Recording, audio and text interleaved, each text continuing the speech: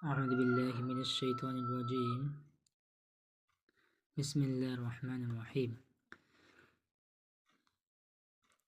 ফেব্রুয়ারি মাসের 3 তারিখ অর্থাৎ আগামীকাল মঙ্গলবার হলো ইবাদতের রাত, অর্থাৎ আরবি মাসের যে 14ই শাবান এর রাত হলো আগামীকাল রাত, অর্থাৎ ইবাদতের রাত।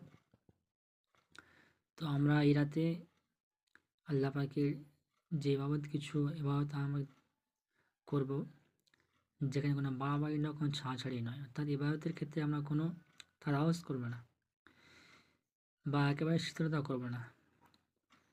যতটুকু পারবে আমরা চেষ্টা করব।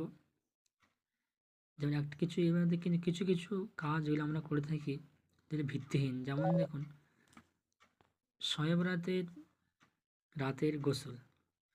শবে বরাতের গোসলের ফজিলত বয়ান করতে গিয়ে অনেকে নিম্নোক্ত কথাটি বয়ান করে থাকেন।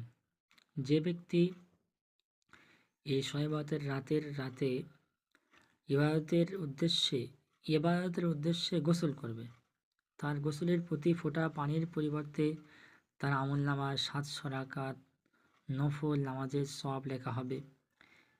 দলিল দিয়েছে ফাইলুল মাকাসিদিন হাসানা।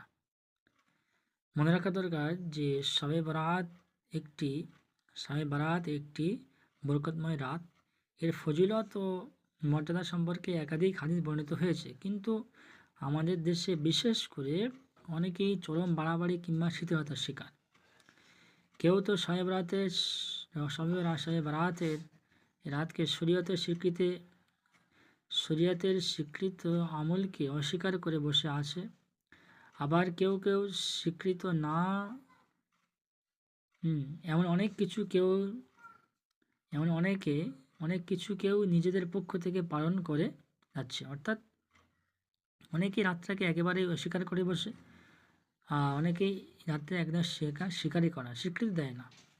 অনেকেই রাত্রে কিছু নিজেদের পক্ষ থেকে কিছু নিয়ম পালন করে, এমনকি সেগুলি প্রচারের জন্য জাল হাদিস বর্ণনা করতে ও কুণ্ঠাবোধ করছে না। তবে শবে বরাতের গোসলের ফজিলত সম্বলিত বক্তব্যটি অনুরূপ একটি জাল হাদিস, এর কোনো ভিত্তি নেই। বিস্তারিত জানার জন্য দেখুন ফাইজুল মাকাসিদ হাসানা। অর্থাৎ আমরা কি বুঝলাম, যে অনেকে মনে করে যে এই শবে বরাতের রাত্রে গোসল করলে প্রত্যেক পানির ফোঁটার পরিবর্তে 700 রাকাত নফল নামাজের সব লেখা হবে। এটা সম্পূর্ণ ভিত্তিহীন। যে দলিল দিয়েছে ফাইল মাকাসিদিন, এখানে এটা নেই। এটা অবশ্যই বরকতময় রাতে আমরা চেষ্টা করি ইবাদত করার জন্য, কিন্তু একেবারেই বাড়াবাড়ি করবো না, আমরা ছাড়াছাড়ি করবো।